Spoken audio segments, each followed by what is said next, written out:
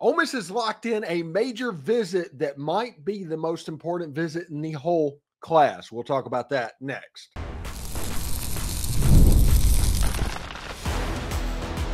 You are Locked On Ole Miss, your daily podcast on the Ole Miss Rebels. Part of the Locked On Podcast Network, your team every day. Welcome to the Locked On Ole Miss podcast, the most watched Ole Miss podcast around.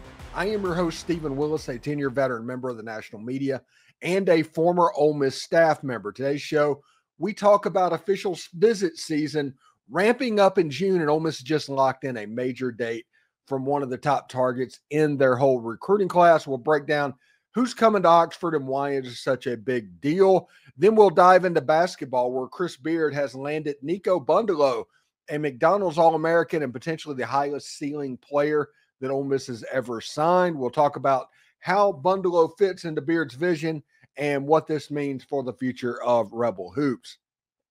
And we'll close the show by previewing today's SEC tournament matchup with the Arkansas Razorbacks. At this point, Ole Miss is playing to host a regional, and this game is huge. Remember, we're free and available on all the podcast apps and on YouTube. Thanks for making Locked On Ole Miss your first listen every day, and a special hello to the insiders and everydayers who make the show what it is.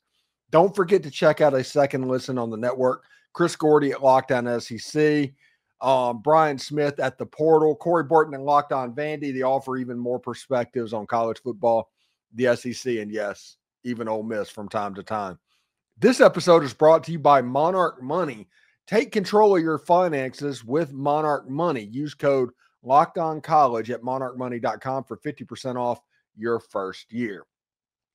So Ole Miss locked in a visit date of June the 6th for Deuce Geralds, the big-time defensive lineman out of Georgia. Now, I was standing right beside Brian Smith. We were breaking down the Under Armour All-American game in person while they were practicing. We asked Brian what would happen. Brian said he would not be surprised if Deuce Geralds was the MVP of the Under Armour All-American game. He didn't end up getting that award, but a couple of weeks later at the Polynesian Bowl, he was able to get that with his excellent pass rush ability. What Brian Smith wanted to see was whether or not he could stand up when teams run power, when you have to deal with interior offensive linemen. If he's going to play three technique, how tough of a player would this player be? And he came out of the Under Armour game and the Polynesian Bowl kind of where you thought he would be. A good player that was offered by just about everyone. Now, make no bones about it. He makes his money off of the pass rush. He is an elite pass rusher. And if Ole Miss could land him after the official visit, now make no mistakes, he has official visits lined up with Georgia and with Ohio State and with Oregon and with LSU. There's going to be competition for this player's services. But it helps that Deuce Geralds is a legacy. Ole Miss does have that in. And every time that Ole Miss has basically had the door open on campus, they were able to get a player the caliber of Deuce Geralds on campus. He was that junior day. He came over from Georgia from junior day. He was at the start of spring practice, and he's going to official visit, and we will all be eagerly waiting to see if he comes back for a football game in the fall, which it looks like he will. This is a very good player that if he was 6'3" or 6'4", would be the number one player in the entire country. The fact that he is listed at 270 and he's listed at 6'1", people back off of this analytically driven stuff, but he's a really, really good football player. He's somebody that I would be unbelievably excited just to get him on campus for an official visit, for the possibility of landing this guy.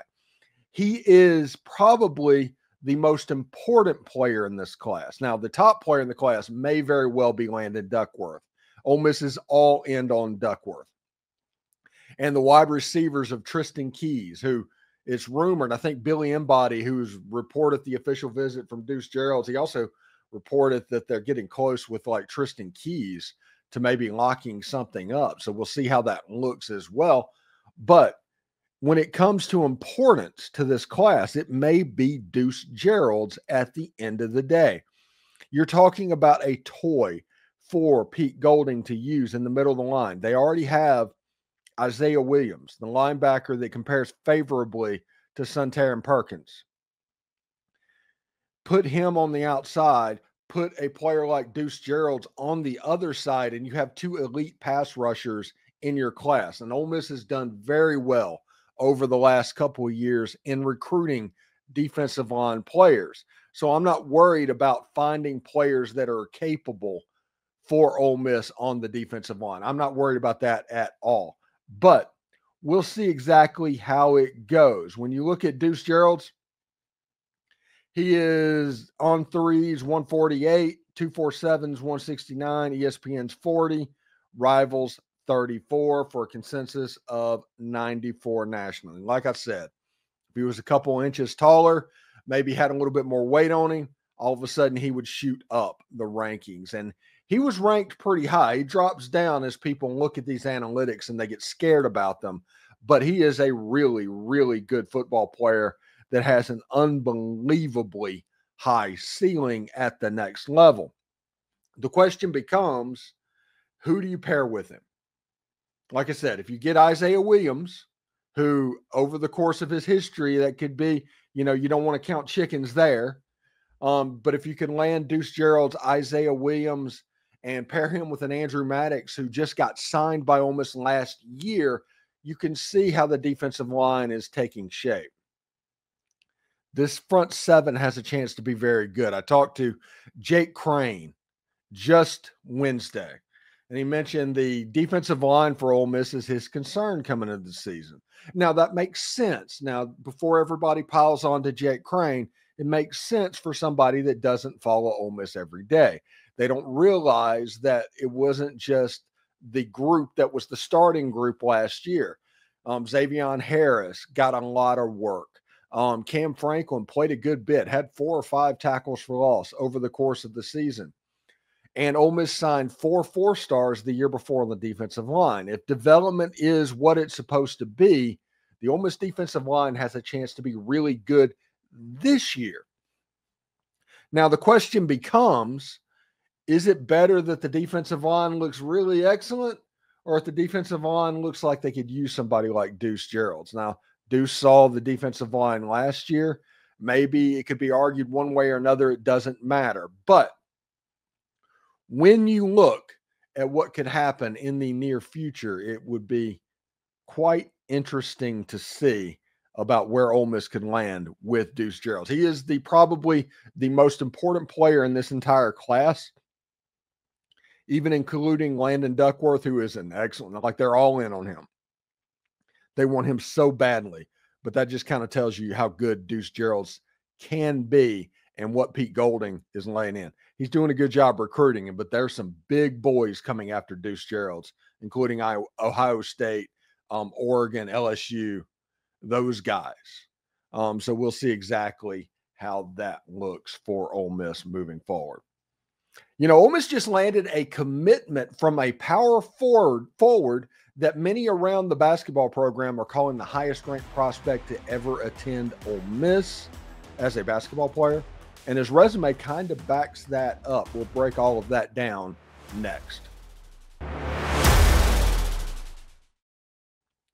Ever check your bank account and wonder, where did all my money go? Between dining out, on online shopping, and entertainment, it's easy to lose track. And that is where Monarch Money comes in, your personal CFO, giving you full visibility and control over your finances.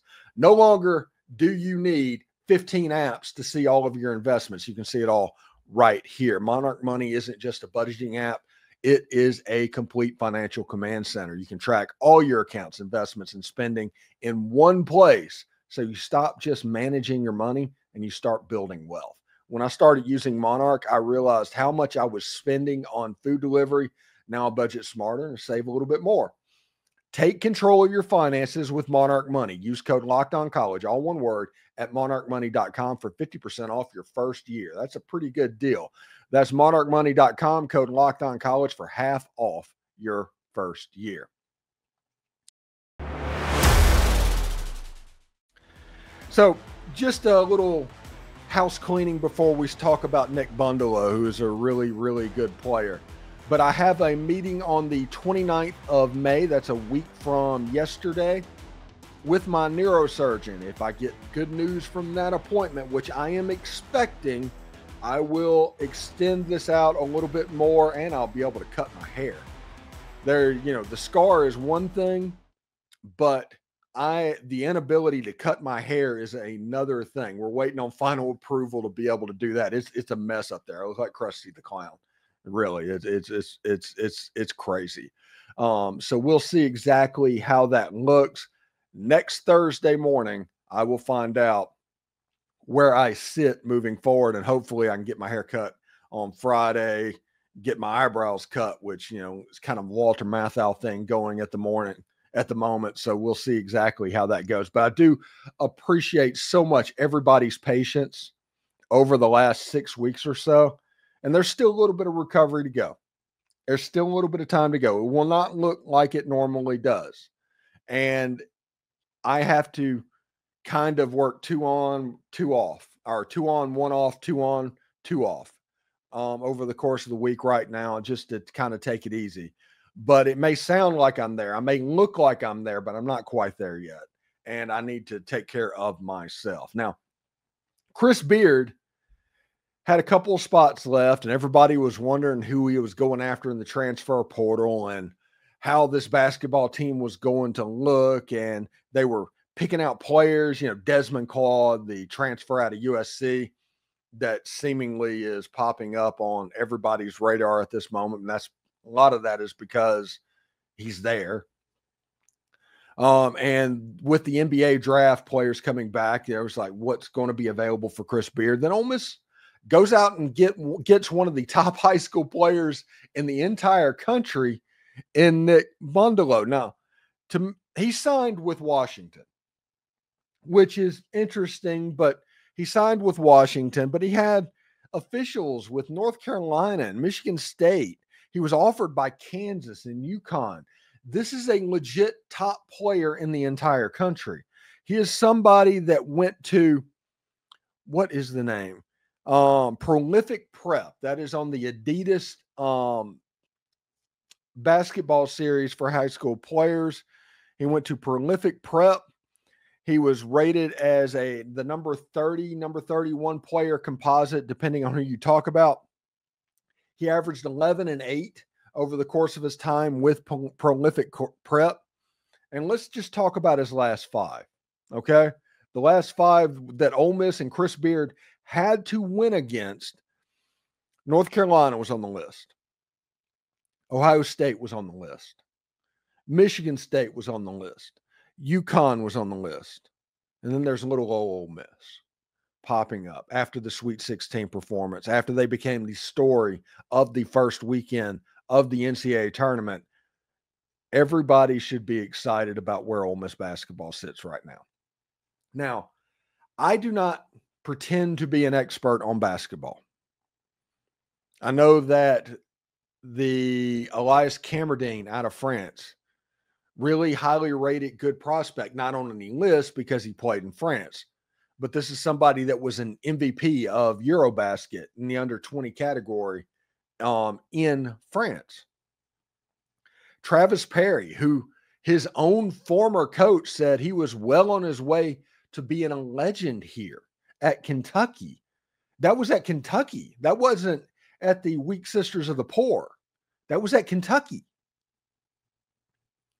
Ole Miss basketball, with the players that they brought in, they did a nice job of kind of piecing it together. And Niko Bundalo from Prolific Prep, McDonald's All-American. He played 16 minutes in that game and actually performed. Unlike John Bowl, who did not play very much or did not register stats very much in that game. But if you look at his number, he was a consensus top 40 player nationally. And when you look at the On3 industry rating, 30th in the country, number 5 power forward in the entire country. He's very good at hitting contested shots. And when you look at this from Adam Finkelstein from the 247 Director of Scouting, this is from last August. He says Bundalo is an inside-out lefty, 4-man with good positional size, athleticism, and deceptive strength. He has a good bounce around the rim, a great right hand, and while his frame doesn't boast a lot of visible mass, he plays through contact fairly well. He's a legit low-post scoring threat who understands angles and is especially effective sealing off defenders prior to the catch for easy buckets. Bundalo is equally capable of facing the basket as he has a soft touch that extends to the arc with ease. He can play out of pick and pop action and is a reliable three-point shooter when he's in rhythm. That means he's probably pretty inconsistent if you want the truth. But he gets much less efficient when he tries to jab into threes and shoot off the dribble. Bundalo has a bit of a high dribble and isn't really a creator, although he's capable of driving a closeout.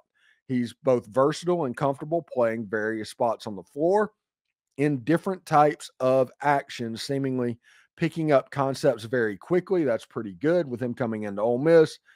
And yet he's not always an overly willing passer. That'll change once he gets into college. A lot of that has to do with him being the best player on the floor in high school. Most important variable in Bundalo is his overall intensity. He's hyper competitive. This is the stuff that Chris Beard loves, by the way. When he can harness that while maintaining full control of his emotions, he can be extremely effective on both ends of the floor.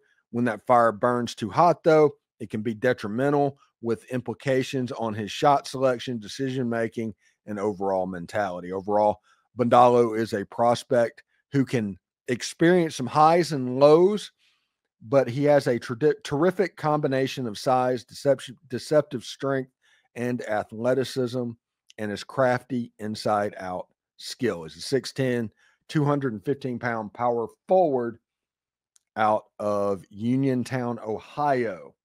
So we'll see exactly how that goes. Bundalo is legit. And with the other pieces that Ole Miss have, there's one more available. And we have to figure out, and when I say we, is they, but they have to figure out if they are willing to go best available or do they want another ball handler. Is Travis Perry enough to back up at point guard or start at point guard, whoever wins out? Is Ole Miss where they want to be? That is the question that faces Chris Beard, and that's why he gets paid all of the big bucks. So we'll see exactly how that goes and what can happen for Ole Miss as well. In our final segment, Ole Miss faces off against Arkansas today with NCAA regional hosting still up in the air. They will announce that Sunday or so around 7:30. Stick around. We break down what is at stake.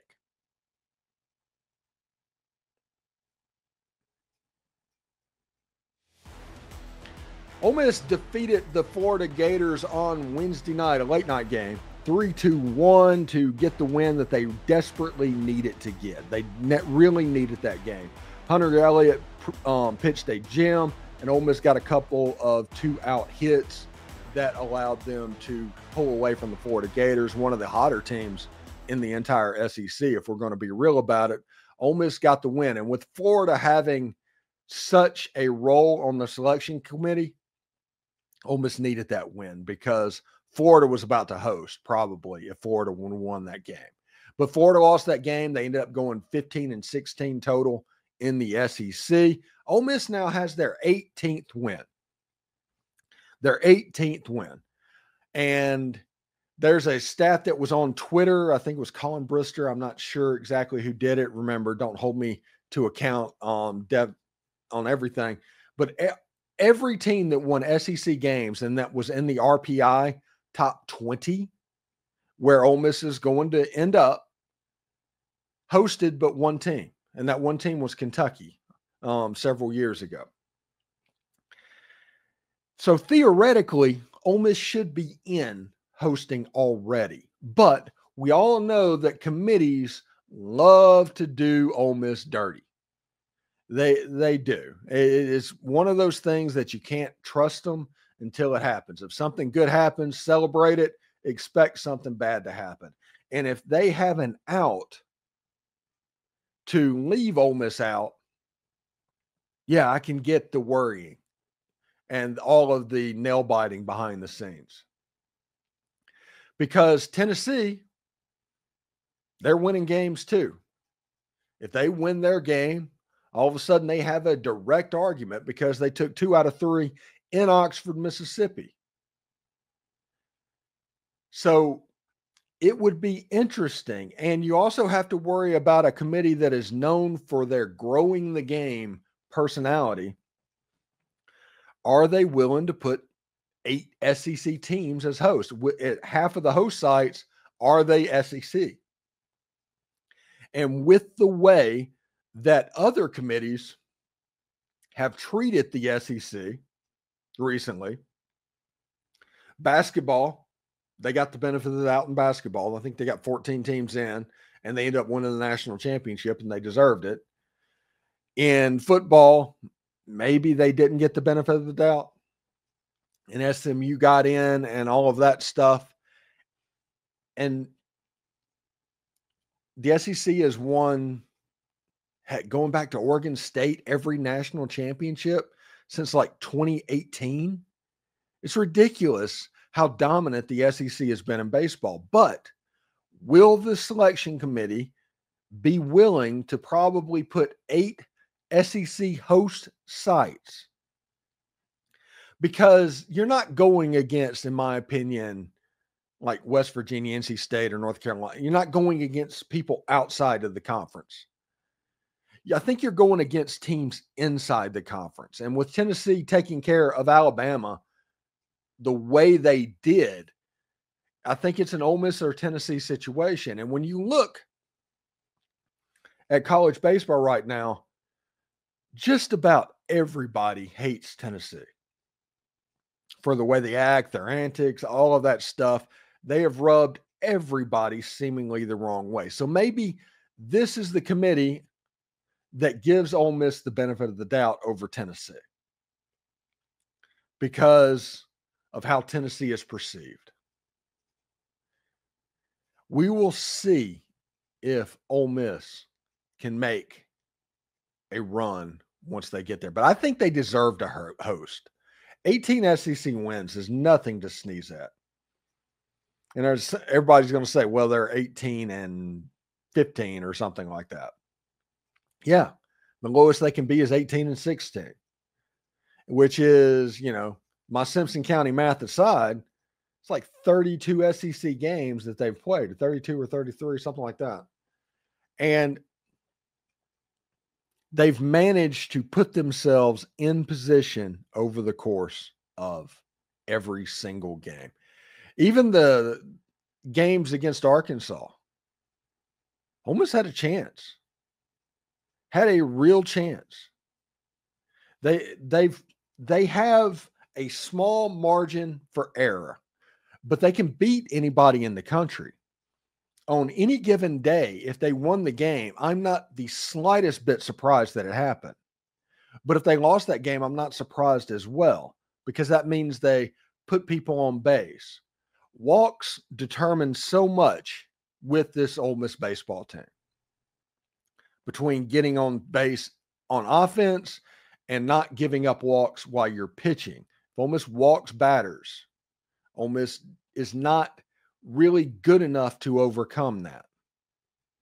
And there's some dudes on the team. I mean, it's a silly thing to think about, but think how good Ole Miss baseball could have been if they'd have been able to keep Andrew Fisher and Liam Dole, to where you have a competent 1-2 at the top of the rotation. When you have a 20 home run hitter in the lineup with the rest of them, they already are going to end up potentially with the most home runs in school history. But we will see. Ole Miss takes on Arkansas today. Ole Miss should feel pretty good against the Hogs. They performed fairly well. It kind of, you wish you had Hunter Elliott, but Riley Maddox needs his sinker to work today. He needs some ground balls, and Ole Miss needs to play defense. If Ole Miss is able to do that, they're going to have a pretty good shot to win the game. And if Ole Miss wins the game, they're going to host. I think that would remove all doubt. If Ole Miss has 19 SEC wins, that removes all doubt. But with 18 wins and one team getting left out, I understand everybody's view of how it could be used against Ole Miss. So we'll see exactly how that goes. Anyway, thank you so much for making the Locked On Ole Miss podcast your first listen every day. We pride ourselves in being the #1 podcast for comprehensive perspectives, which is why we're the #1 Ole Miss podcast out there. So your support means the world to us. For your second listen, check out the Portal Show with Brian Smith. He has the latest rumors, portal entries, and signings. Be the most informed fan on the rapid changes on the college football landscape. Find the Portal Podcast on YouTube or wherever you listen to podcasts. Hotty toddy, everybody. And remember, analytics is just the old English word that means bad football. We'll see you next week.